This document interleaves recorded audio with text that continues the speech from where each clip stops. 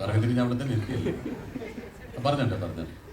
കഴിഞ്ഞ ദിവസത്തെ നടന്ന പ്രസ് മീറ്റിലൊക്കെ പറയുന്നത്, അപ്പോൾ സോഷ്യൽ മീഡിയയിൽ വന്ന കമൻസുകൾ ശ്രദ്ധിച്ചോന്ന് എനിക്കറിയത്തില്ല. അമ്മയുടെ സ്ഥാനത്ത് ഒരു കാർണവർ വന്നപ്പോഴേക്കും കാര്യങ്ങളൊക്കെ നടപടിയായി തുടങ്ങി എന്നൊരു പറഞ്ഞായിരുന്നു. അപ്പോൾ അങ്ങനത്തെ കമൻസുകളൊക്കെ ശ്രദ്ധിക്കാറുണ്ടല്ലോ. ഒരു കാര്യങ്ങളൊക്കെ ആളുകൾക്ക് എന്തെങ്കിലും കോ ആക്ടറിന് എന്തെങ്കിലും സംഭവിച്ചാലും റിയാക്ട് ചെയ്യാനായിട്ടും അല്ലെങ്കിൽ ചോദിക്കാൻ ആളുണ്ട് എന്ന ലെവലിലുള്ള ഒരു കാരണവരുണ്ട് എന്ന ലെവലിലൊക്കെ കമൻറ്റുകൾ ഉണ്ടായിരുന്നു. ശ്രദ്ധിച്ചായിരുന്നു? അത് ശ്രദ്ധിച്ചായിരുന്നു. അത്തരം കമൻറ്റുകൾ വരുമ്പോഴും ഞാൻ ഭയക്കുന്നത് ഇതേപോലെ എന്തെങ്കിലും ഒരു നമ്മുടെ ഭാഗത്തുനിന്ന് വീഴ്ച വന്നാലും ഇതേപോലെ ഒരുപാട് ഓപ്പോസിറ്റ് ആയിട്ടുള്ള കമൻറ്റുകളും വരാൻ സാധ്യതയുണ്ട്. അപ്പോൾ എന്ത് കാര്യം ചെയ്യുമ്പോൾ സൂക്ഷിച്ച് ചെയ്യണം. ഇപ്പോൾ നമ്മളൊരു കാര്യം ചെയ്തു എന്ന് പറയുന്നത് ഒരു വലിയ കാര്യമായിട്ട് എനിക്ക് തോന്നുന്നില്ല. അത് ഞാൻ ചെയ്തതുപോലെ നിങ്ങൾ ചെയ്താലും അതിന് പോലീസിൻ്റെ ഭാഗത്തുനിന്ന് ഒരു ആക്ഷൻ ഉണ്ടാവും. കാരണം ഒരു പബ്ലിക് ന്യൂസൻസ് ആയിട്ടാണ്. അപ്പോൾ അതിൻ്റെ താഴെ വന്ന എല്ലാ കമൻറ്റുകളും അതിനനുകൂലമായിട്ട് പറയാൻ കാര്യം അത്രയധികം ഒരു പബ്ലിക് ന്യൂസൻസ് ആയിട്ട് ആളുകൾക്ക് തോന്നിയതുകൊണ്ടാണ്. അപ്പോൾ ഞാൻ പരാതി കൊടുത്തതുപോലെ വേറെ ആര് കൊടുത്താലും ഇതേ നിയമ നടപടികൾ തന്നെ ഉണ്ടാവുമായിരുന്നു.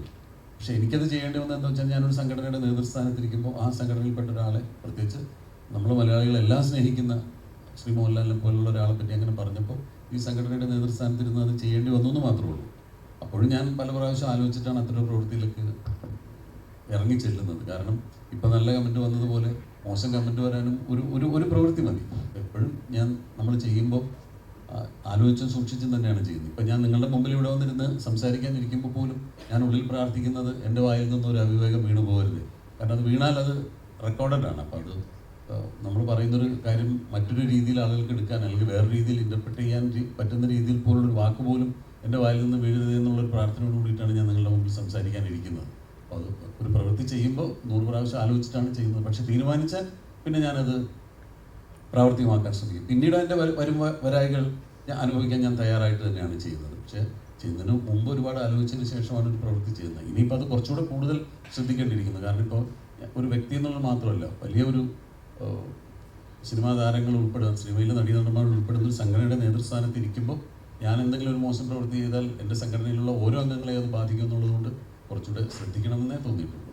അതുപോലെ തന്നെ ഇപ്പോൾ മലയാള സിനിമ നല്ല രീതിയിൽ വളർന്നുകൊണ്ടിരിക്കുന്ന സമയം അതേ നല്ലെന്ന് പറയുമ്പോൾ അത് ഒരു മോശം വശമുണ്ട്. ഇടയ്ക്ക് ഒരു റിവ്യൂസ് ആയിരുന്നു വിഷയമെങ്കിൽ ഇപ്പോൾ കഴിഞ്ഞ ദിവസം അനു സാർ ഒരു സ്റ്റേറ്റ്മെൻറ്റ് പറഞ്ഞായിരുന്നു. അദ്ദേഹത്തിൻ്റെ പടം ബുക്ക് മൈ ഷോയിൽ ഫുൾ ടിക്കറ്റുകൾ ഉണ്ടായിട്ടും തിയേറ്ററിൽ ചെന്ന് നോക്കുമ്പോൾ 12 പേരെ ഉണ്ടായിരുന്നുള്ളൂ.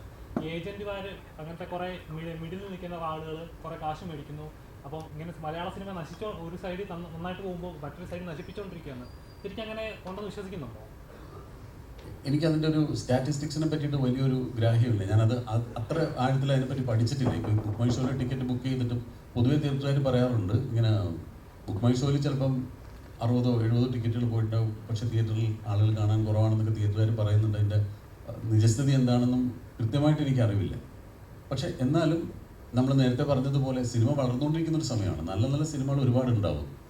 ഒരു നല്ല സിനിമ തിയേറ്ററിൽ വന്നു കഴിഞ്ഞാൽ അതിനിപ്പോൾ ഒരു പ്രീ പബ്ലിസിറ്റി ഇല്ലെങ്കിലോ ഒന്നും അതൊരു സിനിമയെ ബാധിക്കില്ല. ആ സിനിമ അർഹിക്കുന്ന പ്രാധാന്യത്തോടു കൂടി അതല്ലെങ്കിൽ അർഹിക്കുന്ന വിജയം അത് കിട്ടുമെന്ന് വിശ്വസിക്കുന്ന ഒരാളാണ് ഞാൻ. ഇപ്പോൾ ഈ നേരത്തെ പറഞ്ഞ ജാനമൻ എന്ന് പറയുന്ന സിനിമ, ആ സിനിമ ഇറങ്ങിയെന്നാണ് ഞാൻ അങ്ങനത്തെ ഒരു സിനിമ ഉണ്ടെന്നുള്ളത് അറിയുന്നത്. ഞാൻ അതിനു മുമ്പ് അതിൻ്റെ ഒരു പ്രീ പബ്ലിസിറ്റിയെ കുറിച്ചൊന്നും ഞാൻ ബോധവാനായിരുന്നില്ല. പക്ഷേ ആ സിനിമ ഇറങ്ങി അതിനെപ്പറ്റി ജാനമൻ ആ സിനിമ ഇറങ്ങി അതിന് കിട്ടിയ അഭിപ്രായം കൊണ്ടത് വളർന്നു കയറി വന്നു. രോമാഞ്ചം എല്ലാം അങ്ങനെയാണ്. ഇപ്പോൾ ആവേശം എന്ന് പറയുന്ന സിനിമ കുറേ നാളായി അതിൻ്റെ ഷൂട്ടിങ്ങിനെ പറ്റി നമ്മൾ കേൾക്കുന്നുണ്ട്. പക്ഷേ തിയേറ്ററിൽ വന്നിട്ട് ആ സിനിമ ഉണ്ടാക്കുന്ന ഒരു ഇമ്പാക്റ്റ് അത് തന്നെയാണ് സിനിമയുടെ അൾട്ടിമേറ്റ് വിജയമെന്ന് വിശ്വസിക്കുന്ന ഒരാളാണ്. അതല്ലാതെ ബുക്ക് മൈ ഷോയിലെ റേറ്റിങ്ങോ അതൊക്കെ നമുക്ക് എവിടെയെങ്കിലും പറയാം എന്നല്ലാതെ അതല്ല, ജനങ്ങൾ തീരുമാനിക്കും. അവർ നിഷ്പക്ഷരാണ്. നല്ല സിനിമ കണ്ട കൈയടിക്കുകയും മോശം സിനിമ കണ്ട പോവുകയും ചെയ്യും. അതിനവർക്കിനി അവർ വേറൊന്നും ഒരു ക്രൈറ്റീരിയ ആയിട്ട് എടുക്കാറില്ല. അവരെ രസിപ്പിക്കുന്ന സിനിമകൾക്ക് കൈയടിക്കുക, മോശം സിനിമകൾക്ക് അവർ പോവും. അപ്പോൾ അത് മാത്രമാണ് ഞങ്ങളെപ്പോഴും കീനായിട്ട് വാച്ച് ചെയ്യാൻ ശ്രമിക്കുന്നത്. മറ്റ് റെക്കോർഡ്സോ സ്റ്റാറ്റിസ്റ്റിക്സോ ഞങ്ങൾ അത്രയധികം ശ്രദ്ധിക്കാറില്ല എന്നുള്ളതാണ് സത്യം.